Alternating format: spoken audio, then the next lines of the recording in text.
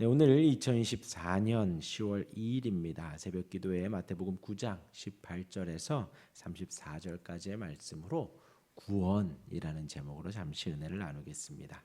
이제 어제 새벽에는 마태를 부르셨지요. 마태를 부르시고 그를 구원하셨습니다. 그의 친구가 되어 주셨습니다. 함께하는 식사하는 가족이 되었지요. 이 유대인들은 가족들과만 식사를 합니다. 이방인들하고는 식사를 하지 않습니다. 그러면서 건강한 자에게는 의사가 쓸데없고 병든 자에게라야 필요하다라고 하였습니다. 그리고 이제 저는 묻습니다. 우리에게는 의사가 예수님이 필요한지요? 나에게는 예수님이 필요한지요? 의사가 필요한지요? 우리가 병들었다고, 우리가 주님의 긍휼이 필요하다고 고백하고 기도하여야겠습니다.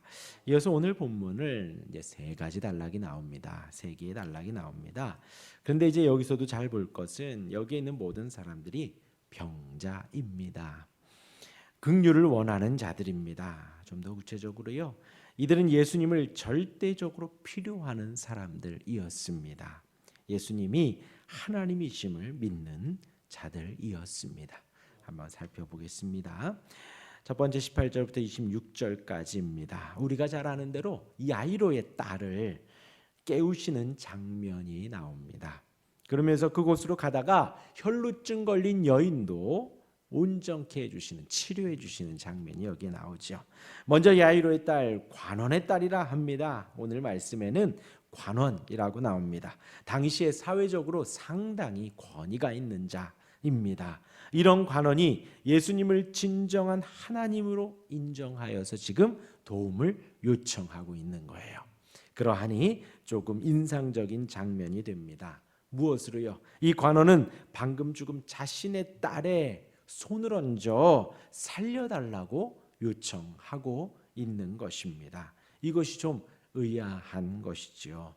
당시 유대인들은 시체와의 접촉을 금기시했기 때문입니다. 그러니까 이 관원은 빨리 와서 손을 얹어서 낫게 해 주십시오 합니다. 그런데 이 사람이 왜 이렇게 말을 할까요? 여기서 관원의 요청은 그러면 살아나겠나이다 합니다. 근데 이것의 시제가 미래 직설법이에요. 곧 앞으로 주님이 손만 대면 바로 살아납니다. 확실히 살아납니다 하는 강조가 담겨져 있는 거예요. 곧 이 관원의 믿음이 담겨져 있는 것이지요. 예수님은 바로 그녀의 손을 잡습니다. 25절에 무리를 내보낸 후에 예수께서 들어가사 소녀의 손을 잡으심에 일어나는지라. 이제 마가복음에서는 달리다굼이라고 하는데 이 마태복음에서는 그냥 손을 잡습니다. 그러자 소녀가 일어나지요. 마태는 예수님의 하나님 되심을 더 드러내고 있는 거예요. 별다른 말이 필요 없는 거예요. 하나님이시기 때문에 정말 이 관원의 말대로 손을 얹으니 그 얹은 손이 시체에다가 손을 얹은 부정한 짓이 된 것이 아니라 하나님의 생명이 전해져서 그 소녀가 벌떡 일어난 것입니다. 예수님의 권능이 나타나고 단지 손을 잡은 것에 죽음에서 생명으로 바뀌어진 것입니다. 얼마나 놀라운지요. 주님의 손을 사모한 것이지요.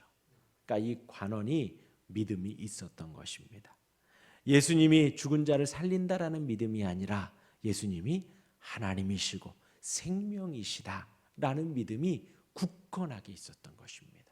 예수님만 오시면, 예수님만 손을 대시면 죽음의 딸이 생명으로 바뀔 것이다. 숨을 못 쉬는 우리 딸이 이제 생명의 숨을 쉴 것이다 라는 믿음이 있었기에 그러면 살아나겠나이다, 구원이 되겠습니다 라고 고백을 한 거죠. 우리 예수님이 우리의 구원이십니다. 우리 예수님이 우리의 생명이십니다. 그리고 그 단락 안에 또 다른 여인의 병고침이 나옵니다. 20절에 12년 동안 혈루증을 앓는 여인이라고 표현하지요. 혈루증이라고 하는 지금으로 표현하면 여인들이 하혈하는 것을 말합니다. 그렇죠? 단순히 한 달에 한 번, 한 일주일 정도 하는 것으로 알고 있습니다. 그런데 지금 이 사람은, 이 여인은 12년 동안 계속해서 멈추질 않는 거예요. 계속해서. 근데 이것 또한도 단순히 몸이 아픈 것이 문제가 아니라 레위기의 정결규례에 의하면 이 여인은 유대 사회에서 부정한 자로 낙인 찍히는 것입니다. 곧 친구도 없고 가족도 없는 사람이 되는 거예요. 그러한 삶을 12년 동안 살았습니다. 12년 동안. 그러기에 예수님의 소문을 듣고 바로 그 앞에 나옵니다. 앞으로 왔지만 자신의 부정함이 있기에 예수님 앞에 서지도 못하고 예수님 뒤에서 가만히 그 옷가를 만지는 것으로 마음을 표현하는 것이지요. 예수님이 메시아이시며 하나님이심을 믿고 그 앞에 나온 것입니다. 예수님 때문에 그 옷깃에도 권능이 나타날 것이다 라는 믿음을 가지고 그 옷깃을 뒤에 가서 가만히 만진 것입니다. 어떤 샤머니즘 쪽으로 그 옷에도 능력이 있겠다. 아닙니다. 네, 그래서 바울의 손수건에도 능력이 있어서 병고침을 받았다 하지요. 그것 때문에 지금 한국의 이단 중에도 옷깃에 옷을 벗고 막 휘두르기도 하고 손수건을 막 내던지기도 하고 합니다. 그것에 능력이 있는 것이 아니죠. 예수님이 하나님이심을 믿기에 하나님의 옷에도 그 능력이 있을까 하여 그 여인은 가만히 뒤로 가서 옷깃을 만진 것입니다. 그러던 찰나 예수님께서 아는 척을 하십니다. 우리 22절 함께 보시면요. 예수께서 돌이켜 그를 보시며 이르시되 딸아 안심하라 내 믿음이 너를 구원하였다 하시니 여자가 그 즉시 구원을 받으니라. 예수님이 그 여인을 온전히 구원하신 것입니다. 그의 병을 고치신 것을 넘어서 그의 마음이 지옥이고 괴로움이고 슬픔이었는데 천국과 평안과 기쁨으로 바꾸어 주신 것입니다. 전인적인 구원을 해주셨다라는 거죠. 단순히 하혈을 멈춰주신 것뿐만이 아니라 그 마음에도 평안을 주시며 은혜를 주시며 감사를 주시며 그 여인을 온전히 구원했던 것입니다. 이 단락에서 소녀가 죽었죠. 그 죽은 소녀가 생명을 얻어 구원을 받았습니다. 혈루증 걸린 여인의 병에서의 구원과 고통과 슬픔 속에서 구원을 받았습니다. 이어서 두 번째 27절에서 31절까지 두 소경이 나옵니다. 이 맹인도 예수님을 알고 있습니다. 그러하기에 27절에 다윗의 자손이여 하고 외치는 거예요. 예수님을 몰랐으면 그냥 발을 부여잡았겠죠. 나 좀 구원해 달라고 했겠죠. 그러나 이 눈을 못 보는, 앞을 못 보는 이 사람들이 소문을 들은 거예요. 우리 마태복음 1장에 나오죠. 아브라함과 다윗의 자손 예수 그리스도의 세계라 나옵니다. 곧 이들은 그냥 단순히 예수님이 병을 고쳐주신데 아닙니다. 이들은 성경을 잘 알고 있고 성경에서 메시아가 나온다는 걸 알고 있습니다. 그리고 그 다윗의 자손 중에 메시아가 지금 활동하고 있구나라는 것까지 알고 있기에 지금 예수님이 우리 눈앞으로 지나간다 하니 그 앞에 머리를 숙여 다윗의 자손이여 하고 외치는 것입니다. 생각해 보십시오. 예수님이 이 앞에 지나간다고 하십시오. 새벽 기도가 문제입니까? 자다가 새벽 2, 3시에 자다가도 벌떡 일어나 그 예수님의 옷깃을 잡아야지요. 이 맹인들의 말이 그러합니다. 맹인들의 마음이 지금 그런 거예요. 성경에 기록된 메시아 다윗의 자손이 지금 지나가신다 하니 그 앞에 빨리 가서 외치며 머리를 숙이는 것입니다. 다윗의 자손이여 우리를 불쌍히 여기소서 하고 긍휼을 구합니다. 예수님이 그들의 눈을 만져주십니다. 너희 믿은 대로 되라 하니 30절에 그들이 밝아진지라 예수께서 엄히 경고하시되 삼가 아무에게도 알리지 말라 하셨습니다. 예수님의 능력이 이들의 눈을 밝히셨습니다. 구원받은 것이죠.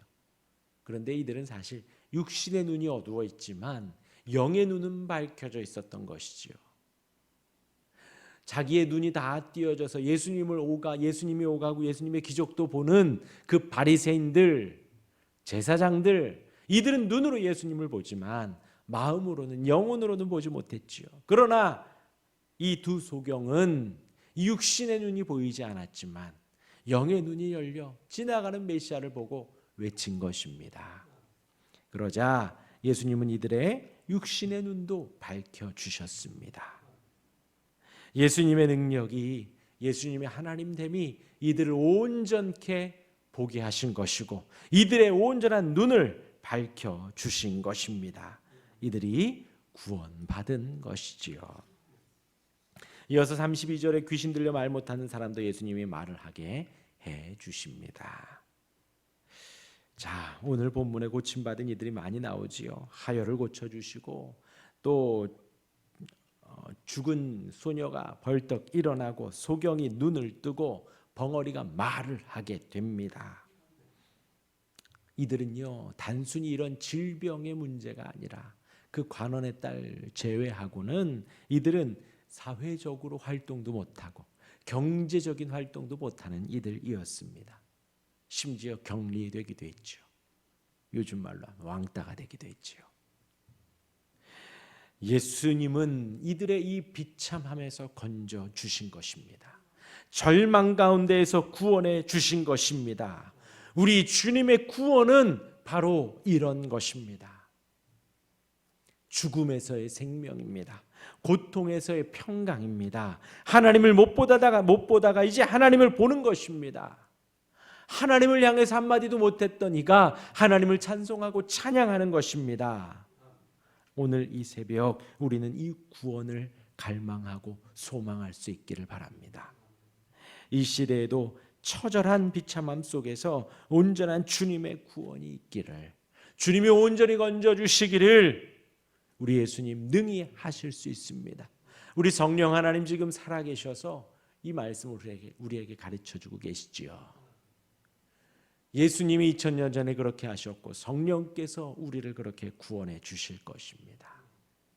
그 주님을 바라며 구원을 사모하는 우리가 되기를 주님의 이름으로 축원합니다. 아멘. 기도하겠습니다.